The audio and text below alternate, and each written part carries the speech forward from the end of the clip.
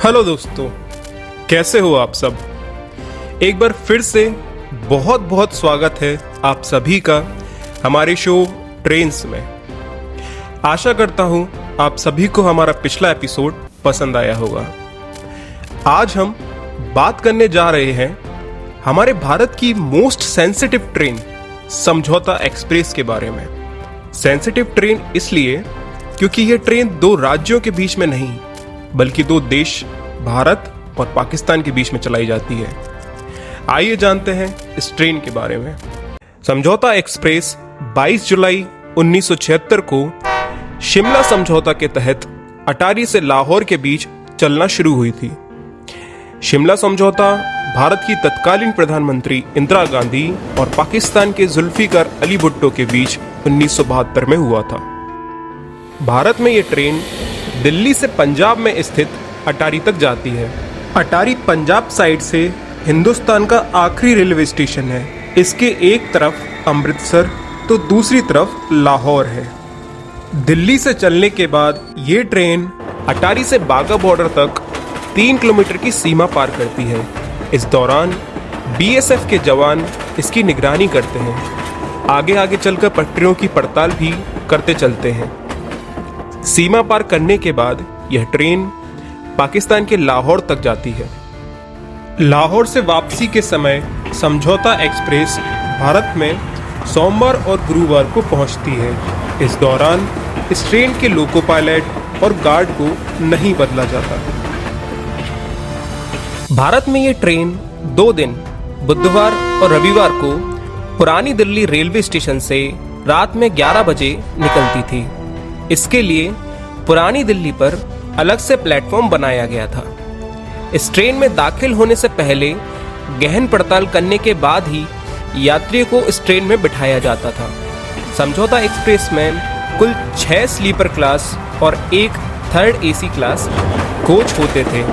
दिल्ली से निकलने के बाद अटारी तक इसका कोई स्टॉपेज नहीं हुआ करता था।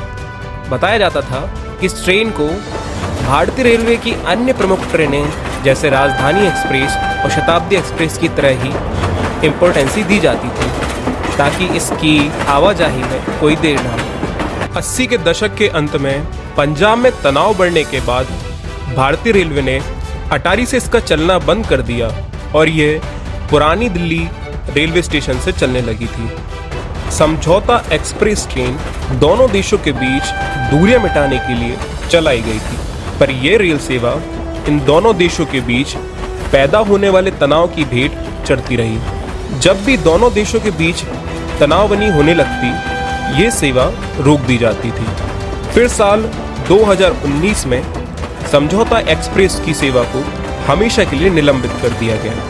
पहली बार इस रेल सेवा का परिचालन 13 दिसंबर 2001 को संसद भवन पर हुए हमले के बाद रोक दिया गया था। इसके बाद 27 दिसंबर 2007 को पाकिस्तान के पूर्वी प्रधानमंत्री बेनजीर भुट्टो की हत्या के बाद एक बार फिर इसका परिचालन रोक दिया गया और अंततः 5 अगस्त 2019 को भारत सरकार द्वारा कानून लाकर जम्मू कश्मीर को खास दर्जा देने वाली धारा 370 को खत्म कर दिए जाने के बाद समझौता एक्सप्रेस की सेवा हमेशा के लिए निलंबित कर दी गई।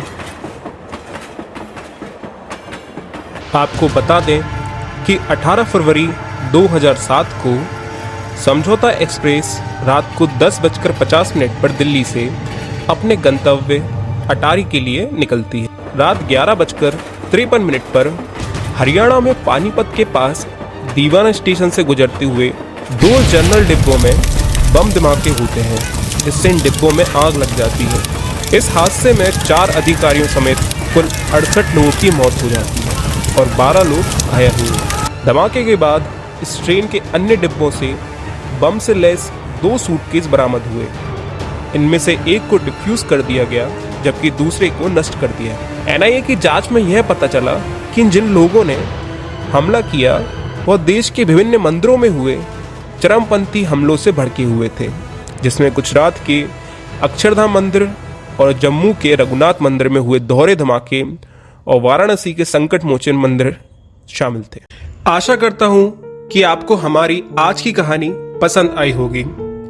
भारतीय रेलवे इतिहास से जुड़ी ऐसी ही सच्ची दुर्घटनाओं को जानने के लिए फॉलो करें हमारे चैनल द कार्टून मेनिया को। मैं हूं आपका दोस्त दक्षिण और आप सभी का फिर से बहुत बहुत स्वागत है हमारे शो पर।